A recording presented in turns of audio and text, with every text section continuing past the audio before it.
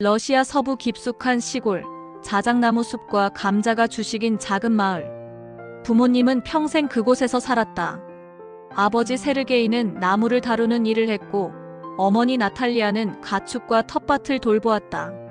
전기도 자주 끊겼고, 겨울에는 난방용 장작을 싸는 게 가장 큰 일이었다.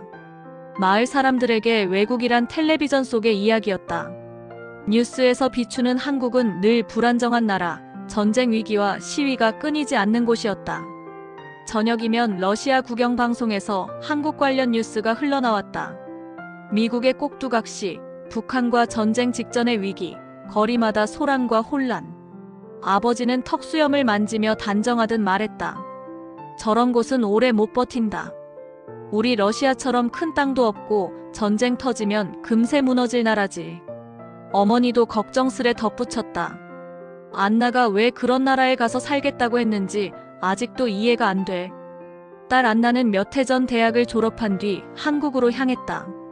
한국어를 배우고 회사에 취직하며 홀로 삶을 꾸렸다. 가끔 영상통화로 부모님께 한국 이야기를 전했지만 부모님은 늘 고개를 저었다.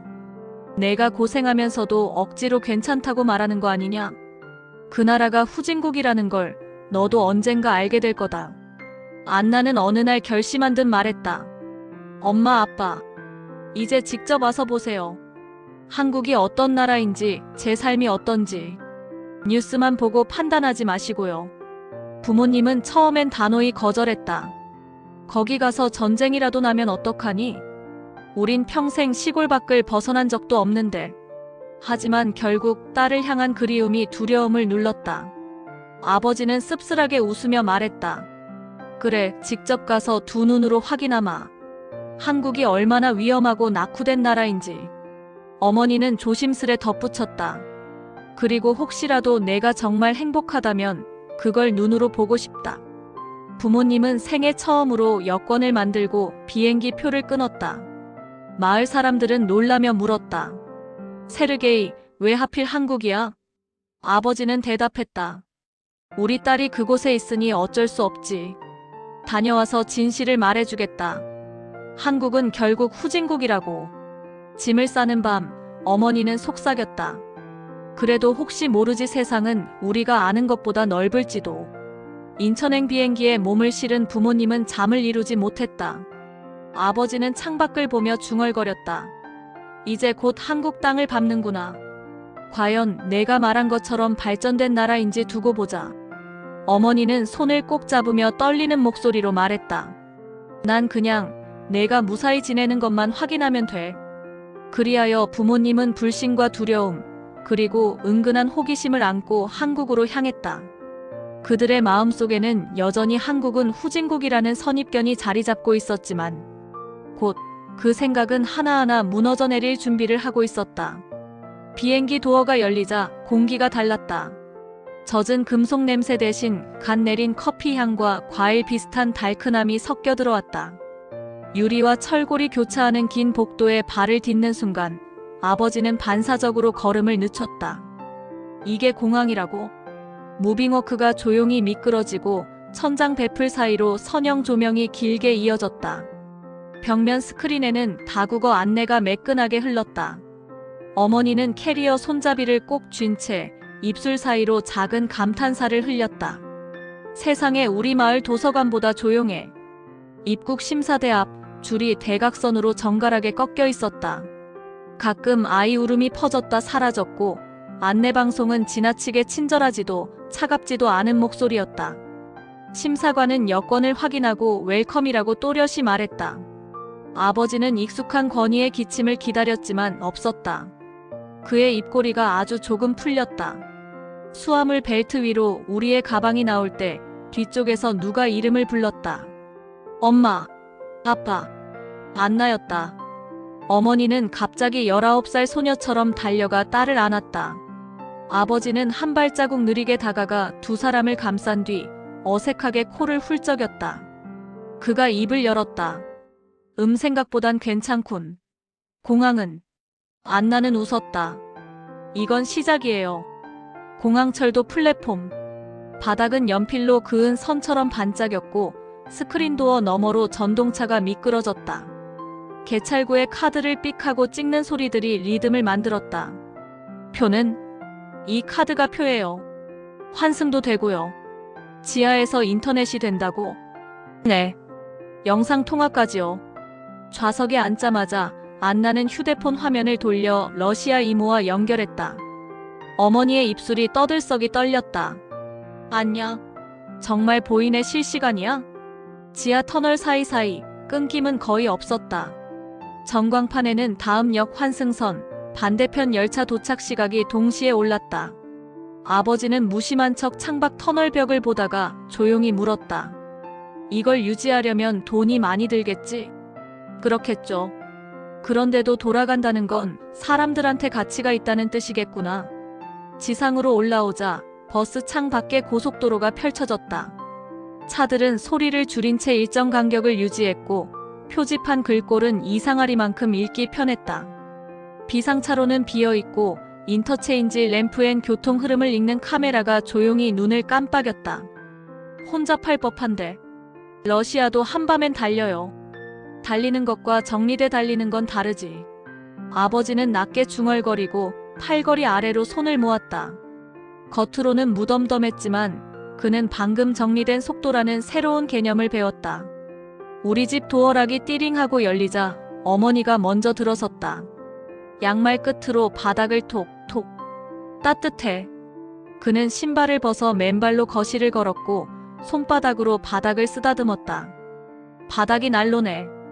아버지는 싱크대를 열어 그릇 배열을, 냉장고를 열어 식재료의 층위를 후쳤다. 서랍 칸막이, 분리수거 봉투, 반찬통의 라벨. 너 혼자 이렇게 관리해? 혼자 살아도 시스템이 도와줘요. 시스템이라. 아버지의 어색한 미간이 풀렸다. 오랜 장작과 못 망치의 사람이 보이지 않는 못을 발견하는 순간이었다. 다음 날은 동네 시장. 새벽을 벗어난 햇살이 차양을 통과해 과일 껍질에 흘렀다. 상인은 귤 한쪽을 건넸다. 드셔보세요. 어머니는 한 입 베어 물고 눈을 크게 떴다. 따라. 생선 가게 앞에서 아버지는 한참 발을 뗀 채 서 있었다. 대야에 담긴 물의 흐름, 칼날을 닦아두는 각도, 얼음 상태의 균일함. 재료가 아니라 관리가 맛을 만드는구나. 그가 내뱉고 스스로 놀란 얼굴을 했다. 관리라는 단어가 그에게 이렇게 쉽게 붙을 줄은 몰랐다. 출근 시간대를 일부러 보여줬다. 플랫폼 끝선 앞, 노란 점자블록을 넘지 않고 서 있는 사람들. 열차 문이 열리면 가운데 비워두고 양쪽으로 타고 내리는 합의된 몸짓. 아버지가 묻는다. 누가 시켜? 아무도 시키지 않아요. 그런데도 한다. 안 하면 불편하니까요. 서로에게. 그는 고개를 끄덕였지만 그 끄덕임엔 작게 패배가 섞였다. 오래 믿어온 것들 질서는 강제에서만 나온다는 믿음이 틈을 보였다. 골목 작은 식당. 김이 모락모락 오르는 된장찌개 냄새, 솥밥 뚜껑을 여는 소리. 사장님이 반찬을 덤이라며 더 얹어준다. 멀리서 오셨다면서요. 많이 드세요. 어머니는 쌈을 싸며 러시아 억양 섞인 한국어로 말했다. 아주 맛있어요. 아버지는 조용히 젓가락을 멈추고 작은 접시에 놓인 김치를 오래 바라보다가 한 입 넣었다. 매운맛 뒤에 오는 산미, 그리고 단맛. 이건 훈련된 맛이네. 훈련? 시간의 훈련. 그 말 뒤에 그가 미소를 아주 조금 지었다. 밤 11시. 편의점 앞 테이블에 학생 둘이 앉아 과제를 한다. 자전거 외에 추가 소음은 거의 없다. CCTV는 조용히 일을 한다. 여긴 밤이 덜 무섭다. 아버지가 스스로에게 말하듯 중얼거렸다. 모두가 안전하다고 믿기 때문일까요? 믿을 수 있게 만들어놔서 믿는 거지. 그는 빈 캔을 분리수거함에 정확히 넣었다. 안내 스티커를 한 번 더 읽고 색깔을 맞춰. 어머니가 그 모습을 보고 웃는다. 우리 집에서도 저렇게 하자. 그래. 세 번째 날 어머니의 무릎을 보러 병원에 갔다. 접수대에서 신분증을 건네고 번호표를 받았다. 전광판이 불러줄 때까지 오래 기다리지 않았다. 의사는 MRI 이미지를 보여주며 연골 상태를 설명했다. 당장 수술은 아니고 주사 치료부터 해볼 수 있어요. 생활 습관도 함께 조절하시고요. 의사의 말은 빠르지 않았고 단어는 구체적이었다. 어머니는 고개를 연달아 끄덕였다. 약국에서 약봉지를 봤는데 10분도 걸리지 않았다. 약 없다는 말은 안 해요? 약사는 웃었다. 없으면 대체약을 찾아드려요. 밖으로 나오며 어머니가 손등으로 눈을 훔쳤다. 안나, 내가 아팠던 때가 생각나서 그땐 내가 아무것도 못해줬는데. 나는 어머니 손을 잡았다. 여긴 엄마가 할 수 있어요. 함께 계획 세우면 돼요. 여기 꼭 가보고 싶다. 아버지가 먼저 말했다. 로비 천장에 현자가 빛으로 떠 있었다. 전기차가 선체로 숨쉬는 듯 했고 패널에는 배터리와 모터 구조가 단순한 도표로 그려져 있었다. 현-대. 그는 중얼거렸다. 어릴 때들은 외국차가 여기선 한국차로 서 있네. 러시아에서도 많이 보시죠. 그래 수입차라 생각했지. 아버지는 차체 곡선을 손끝으로 따라가다가 불쑥 웃었다. 우릴 속인 건 뉴스가 아니라 우리 귀였나 보다. B-빅. 세 사람의 휴대폰이 동시에 울렸다. 강풍주의. 야외 시설물 고정. 아버지가 화면을 들여다봤다. 정부가 모두에게 동시에 알리는 거야? 네. 불편할 때도 있지만 대비가 돼요. 그날 저녁 아파트 관리 앱에도 안내가 올라왔다. 베란다 배수구 확인. 셋이 나가 뚜껑을 열어 이물질을 빼내자 물이 시원하게 빠졌다. 아버지가 말했다. 안정은 자연스럽지 않구나. 계속 손보는 거구나. 다이닝 테이블 다리를 조이던 아버지가 미끄러져 손가락을 베었다. 꽤 깊었다. 응급실에서 소독, 접합, 파상풍 주사까지 한 번에 끝났다. 고지까지 깔끔했다. 끝이요. 집에서 이렇게 관리하세요. 의사가 QR을 내밀었다. 상처 관리 앱. 돌아오는 차 안 아버지는 상처 위 거즈를 흘끗 보더니 창밖으로 고개를 돌렸다. 불안정은 내가 만든 환상이었나 보네. 작은 공연장. 해금과 첼로가 같은 선율을 잡았다 놓았다. 어머니가 손수건으로 눈가를 눌렀다. 동양과 서양이 싸우지 않고 어울리네. 퇴장하는 로비에서 아버지가 말했다.